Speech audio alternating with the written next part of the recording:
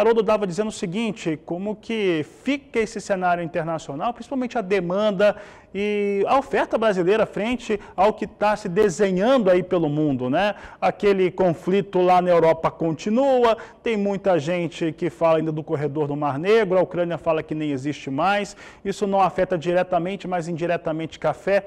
Como é que vem este cenário, Haroldo? Boa tarde, seja bem-vindo. Boa tarde, Fabiano. Boa tarde a todos. Vamos começar primeiro pela oferta brasileira, né? Provavelmente amanhã tenhamos aí os números da Secafé e com isso a gente vai dirimir uma grande dúvida se o mês de abril foi ruim ou muito ruim. Por que isso? Porque as expectativas são péssimas do volume que o Brasil embarcou no mês de abril. Nós estamos falando aí em 2,5 milhões, menos que 3 milhões de sacas. Isso é muito abaixo do nosso normal.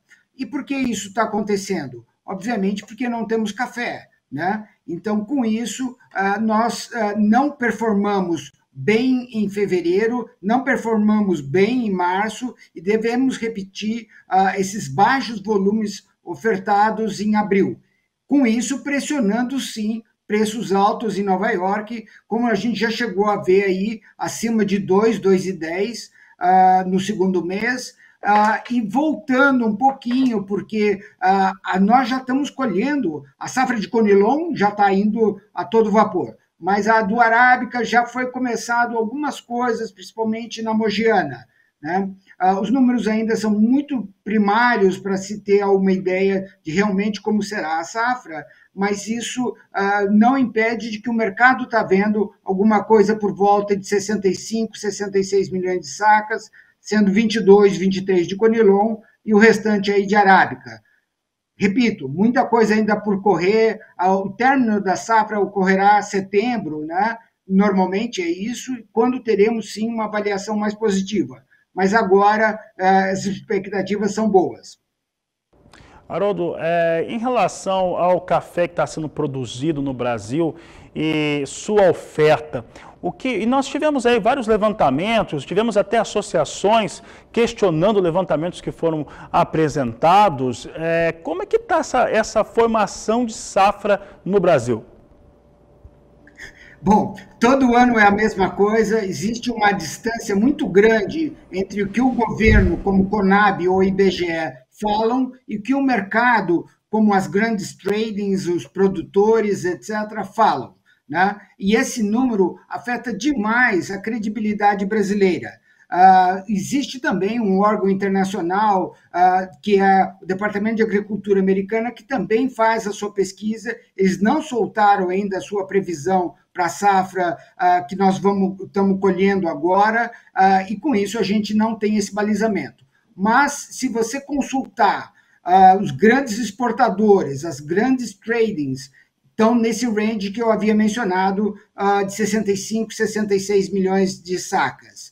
E isso é uma diferença muito grande entre os 55 e os 56 que o governo está falando. Nós estamos falando 10 milhões de sacas, né? Quase uma Colômbia. A Colômbia vai colher 11 milhões de sacas esse ano. Ou seja, essa diferença provoca, sim, no mercado uma discussão se haverá ou não café suficiente. Lembrando que o nosso consumo interno está estável, 21, 22 milhões de sacas, e que a nossa exportação tem que ser aí, no mínimo, 35, 40 milhões, já chegou até mais do que 40 milhões por ano de café. Se você somar 22 com, vamos supor, 35, né? Aí nós estamos falando, no mínimo, 57 milhões de sacas para você ter que produzir para atender sem ficar estoque, né? Ou seja, é muito pouco provável que esses números da Conab e IBGE estejam corretos, infelizmente. Muito bem, Bonfá. Bonfá, em relação ao que nós temos hoje para o ambiente internacional, e aí pensando em escoamento de safra brasileira, demanda da Europa e o que existe de fato em termos de estoques norte-americanos. Como é que está essa correlação e como que ela vai influenciar na formação dos preços aqui no Brasil? Tá. A parte logística foi extremamente afetada durante o Covid, em termos de preço, de frete e disponibilidade de containers. Já passou. O frete que chegou a 12 mil reais, um container de 20, voltou às suas normalidades, 1.200, 1.500 dólares o container. A disponibilidade do container também normalizou, ainda bem, e agora nós estamos com outros problemas, como você bem mencionou, que é o problema tanto de estoque lá fora, como o de consumo. Vamos falar primeiro de consumo. Tanto a Europa como os Estados Unidos estão com problemas enormes de inflação. Eles não estão acostumados a ter inflações nesses níveis. Estados Unidos está falando por volta de 5%, amanhã vai sair um índice mais atualizado, mas vamos falar 5,5%, 6% ao ano. A Inglaterra, por exemplo, está com 10% de inflação ao ano, eles estão com greves permanentes dos professores, do pessoal de saúde, do pessoal do transporte ferroviário, principalmente, se rebelando contra isso, querendo aumento de salário para recompor a sua massa salarial e, com isso, poder comprar todos os produtos. O café, obviamente, está nessa cesta de produtos que ele consome. E o que acontece? Ele substitui um café mais sofisticado por um café mais de combate, como a gente fala, mais competitivo frente ao salário dele. Né? Nós temos assim a expectativa de que ele não pare de consumir e que apenas altere a qualidade, infelizmente, de acordo com o preço que ele pode assumir. Né? E isso, repito, isso ocorre tanto nos Estados Unidos como na norte da Europa. Em contrapartida a isso, né, você tem, como você mencionou, os estoques. Os estoques certificados estão em queda, já estão caindo muito, constantemente, nos últimos 2 meses, constantemente em queda. Por quê? Porque o pessoal está achando que é mais fácil comprar tirado o estoque, né, do que importar.